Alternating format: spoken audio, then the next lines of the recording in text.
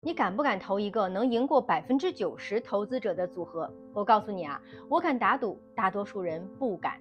听上去很夸张，对吧？但前段时间呢，一个叫做 Peter Levels 的开发者在 Twitter 上发了一个帖子，他说他用 CEO 有没有举重来挑股票做了一个投资组合，结果呢，过去4年跑赢标普5002倍多。这话一出啊，很多网友们都笑疯了，觉得是他开玩笑。但是我看完心里咯噔一下，要是他说的是真的呢？大家天天说买标普500就是买整个美国经济，可是你知道吗？你买的呀，根本不是500只股票的均分大礼包。举个例子，你拿100块钱投进去，苹果、微软这种大公司能分走几块钱，其他小公司呢，只能剩下几毛钱。这就是所谓的市值加权，意思很简单，公司越大，权重越大，走势也越能代表指数。但是问题来了，如果这些巨头被高估了，泡沫破裂了，那整个指数呢就得跟着一起崩。2000年的互联网泡沫就是最典型的例子，大科技股一跌，标普500整个大盘一起遭殃。所以呢，你以为自己买的是分散投资，其实呢，买的还是大公司情绪过山车。那有没有办法能绕开这个陷阱呀？有，方法简单到你都不敢相信。等权重组合什么意思？很直接，就是不管是苹果公司还是其他小公司，每家都分到相等份额的股票。标普500呢是市值加权，苹果权重大，等权重就是把500家公司都平均分配，比如每家公司呢都给0.2%的权重，这样就避免了大公司泡沫对指数的拖累。换句话说，赢过90%的组合就是随机选股加等权重，甚至猴子瞎抓也能跑赢市值加权。2013年，伦敦卡斯商学院的研究人员做了一个猴子选股的实验，实验模拟了1000万只猴子从全球前1000只股票里面随机抽取股票，然后呢，采用等权重加重复抽样的方式构建新的组合。最后追踪这些猴子选出来的股票的表现，时间跨度是从1968年到2011年，一共42年。结果显示，跟踪标普500指数的100美元投资呢，42年以后变成了4800美元，也就是48倍的收益。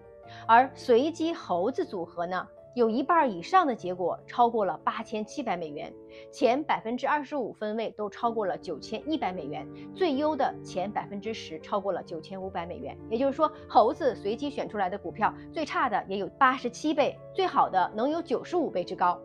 结论就是，等权重随机组合长期大概率能跑赢市值加权指数。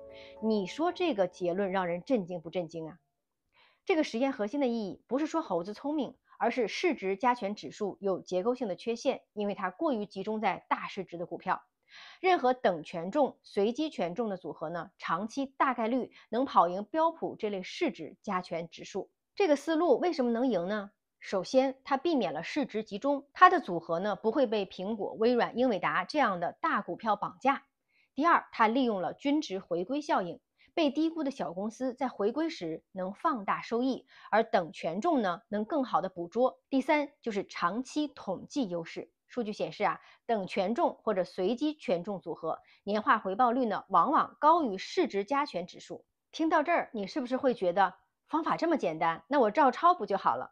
别急，这只是故事的上半场，现实残酷得多。就算你知道了方法，大多数人还是不敢坚持。为什么？因为人性。首先，人性有风险厌恶，等权重组合短期波动更大，可能某几年跑赢大盘，但是接下来几年呢就会落后大盘，赚钱没感觉，一旦比别人少赚了一点，就觉得自己亏大了。第二，就是人类会有社会比较的倾向。想象一下呀，你朋友圈里所有人都买标普500指数晒收益，偏偏你自己搞了一个另类组合，一旦表现不好，会不会觉得自己有点傻？没有比较就没有伤害，有了比较立马就受不了了。第三，就是人类喜欢确定性的需求，买标普500至少好像代表你在投资美国的经济，长期往上走，心理安慰很大。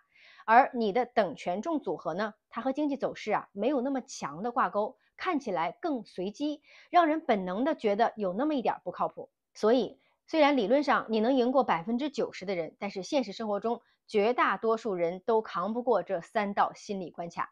我总结一下啊，所谓能赢过90%的投资组合，它其实不是一个具体的神秘组合，而是一个思路。